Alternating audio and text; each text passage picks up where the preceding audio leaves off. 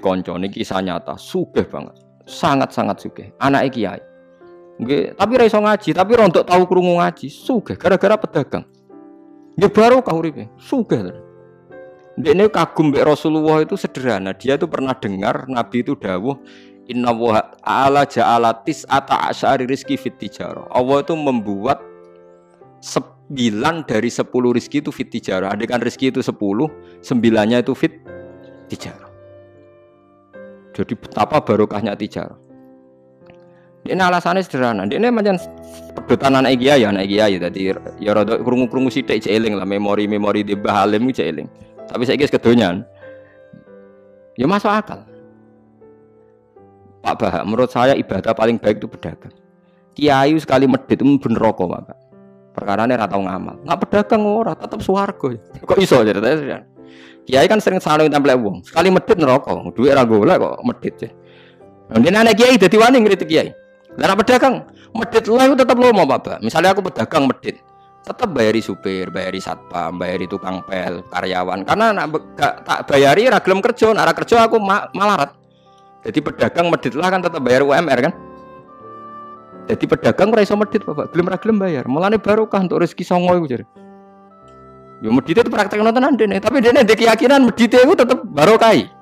Dan saya setuju, Bang, dengan pendapat dia. Lane kanca-kanca sing meragi mriki, nek kepengin medhit barokah iku dagang. Misal kowe bayang medhit lah, asal tetap bayar gaji lho, nggih nang medhite kebablas. Lho nggih to pedagang ku sak medhit-medhite asal bayar gaji kan barokah to nggih. Artinya simbiosis rezekinya akan kemana-mana kan? Saling ke bis. Ayo bayari supir, nggih, kernet, tukang cuci, engko mobile wayahe ngetap oli, wayahe nyervis bengkel. Itu berapa sistem rezeki? Pemene nak pabrik karyawane 2000. Kuwi ku yo ana sing mondok, ana sing wong soleh dadi karyawan macam-macam. Ya ana bener e. Dadi dekne ngidolakno nabi mergo nabi ku pedagang. Ora ana Pak Ba ning sejarah nabi ku kiai sing ana tak wis nabi kok dadi kiai cangkemmu. Wah terus to dinti. Yen alasane ora ana sejarah nabi ku kiai, anane nabi ku tajir pedagang. Cangkemmu wis dadi nabi kok dadi kiai barang. Oh, ora omong aja keluar lho, kowe pedagang ngono ae ora usah. Terus dadi nabi cek napa? Dadi ya. Artinya ya mau kullu hisbim bimaladehim karih. Bahkan kiai-kiai yang sekarang koalisi sama pejabat itu yang soleh ini kula bakal sing soleh, anak soleh kula mboten tertarik, ora soleh kok. Itu alasannya juga ibadah karena kalau pejabat itu didekati, setidaknya akidah dia itu masih ahli sunnah. Pejabat itu rata-rata kan tidak pernah ngaji. Dia taunya Islam NU atau Muhammadiyah ahli sunnah. Itu ya taunya dari kiai-kiai NU atau Muhammadiyah. Jadi kalau adat yang dekati itu NU, ya adatnya NU, Muhammadiyah, Muhammadiyah. Kalau adat yang dekati Syiah, ya Syiah. Kalau apa ya? Nah, kalau semua kiai-kiai NU, Muhammadiyah atau kiai-kiai ahli sunnah yang lain, ya karena itu tidak mau dekati, lala sing dekati itu aliran sesat. Nanti cara berpikir dia juga aliran apa? Sesat. Berarti sing dekati itu ibadah atau musibah? Mboten jawab mama.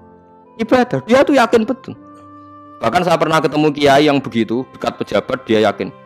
Jadi aku kok tetap wali, banyak juga. Yang memang dia wali betul, orang-orang hebat betul, yang manfaatan.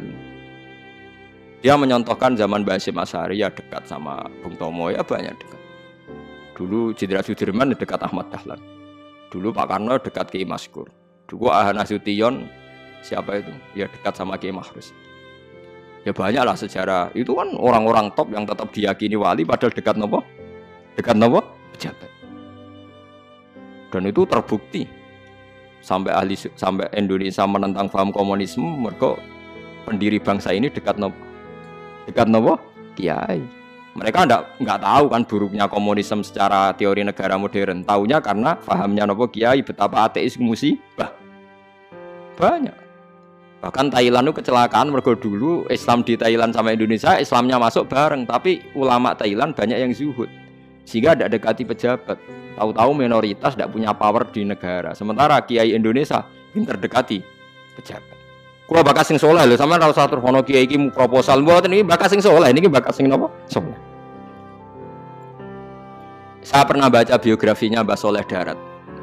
Itu di antara yang diyakini keluarga besar Mbah Bae R.A. Kartini itu ngajinya sama Mbah Soleh Darat. Makanya Jepara tuh seneng santri karena dulu mbah-mbahnya Kartini tuh ngaji sama Mbah Soleh nopo darat.